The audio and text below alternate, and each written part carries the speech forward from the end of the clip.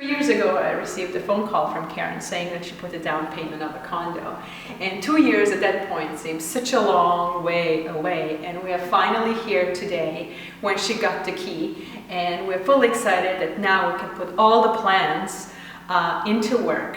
In these 2 years, Karen has created numerous Pinterest boards with inspirations for her condo. And now it will be a fun challenge to try and pick and choose. So welcome, let's start the tour.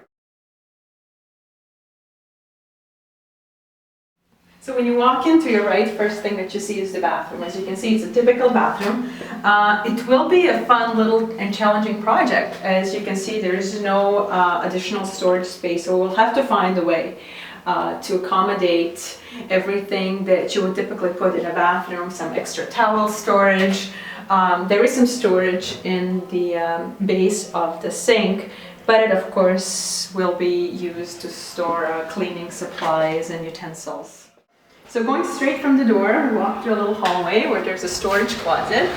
As you can see, it's winter and cold in Canada, so our big and bulky coats are already here, filling in the space. The same entrance storage is shared with the washer and dryer units. They're perfect, new and shiny. Here we find ourselves currently in the main area of the condo, which is the kitchen and the living space. What we're trying to decide is how to divide it so that it feels as a home, but it's also utilitarian, so that Karen can do some work here and also entertain her friends and family. Another dilemma that we're having is how to decorate, and our main thought is that being that we are finding ourselves in an urban space, the decor has to be modern and speak to that element of the surroundings, but also we want to bring some warmth to it, and the way we're going to achieve it is to bring some refinished furniture and DIY artwork that will hopefully bring everything together and make it into one cohesive environment. Our current plan for this kitchen and dining room area is to introduce a vintage hutch that will store Karen's dishes and kitchen utensils. The hutch is not particularly high, so there will be room left above here for artwork and some other maybe mirrors. In the hutch and the kitchen, we're planning on putting a vintage sideboard that Karen's dad will turn into an island. So people will be able to gather around it, and Karen will be able to serve food and at the same time prepare her delicious Italian meals.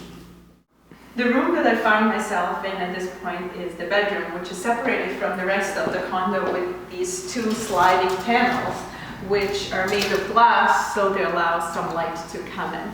As you can see, the room itself falls a little bit short on lighting, so this is something that in our makeover we will have to address. Being that we are both upcyclers and make lamps, but we'll try to bring in some freedom reconstructed merchandising and make this space a warm and cozy bedroom that anybody would want to spend time in. These two sideboards were donated to us by some of our neighbors.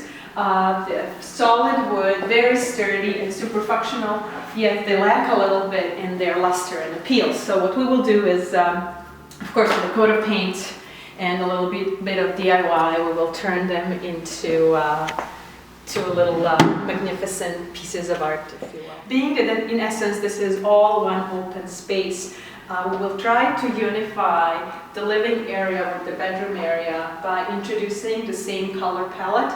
So the color that the hutch is going to be will translate also into these two nightstands.